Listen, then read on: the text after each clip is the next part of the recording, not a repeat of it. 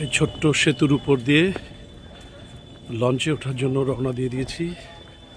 ওই যে দূরে লঞ্চ দাঁড়িয়ে রয়েছে, সব মানুষ উঠছেন এবং সত্যি অভিনব অভিজ্ঞতা।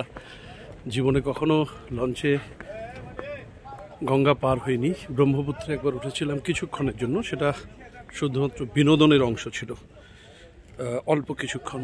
কিন্তু এই প্রথম লঞ্চে উঠে গঙ্গা পার হব এবং এই অভিনব অভিজ্ঞতা সবাইকে শেয়ার করছি।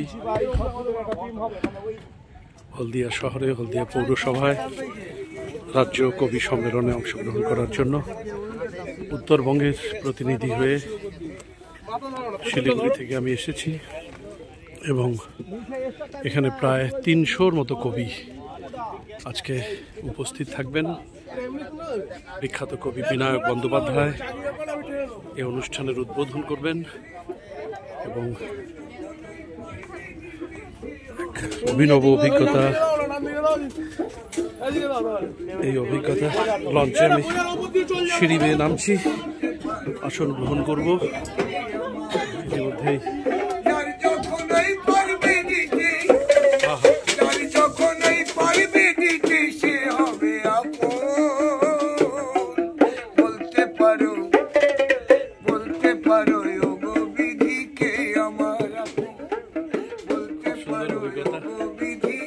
লঞ্চে উঠেই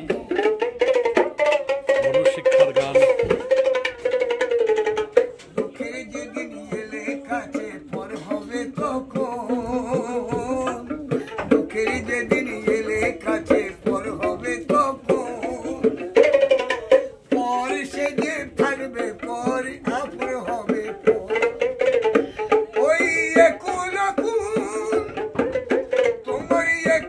আমার কাছে নতুন হলেও অনেকের কাছে দৈনন্দিন জীবনযাত্রার অঙ্গ এই লঞ্চে করে গঙ্গা পারাপারের অভিজ্ঞতা, তাদের দৈনন্দিন জীবনের অভিজ্ঞতা।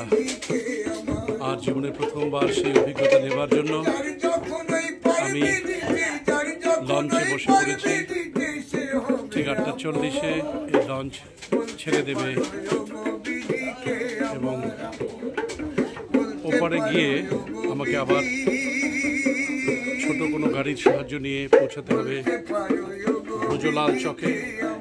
কুকুরাহাটি থেকে ব্রজলাল চক, ব্রজলাল চক থেকে আমাকে যেতে হবে হলদিয়া পৌরসভায়।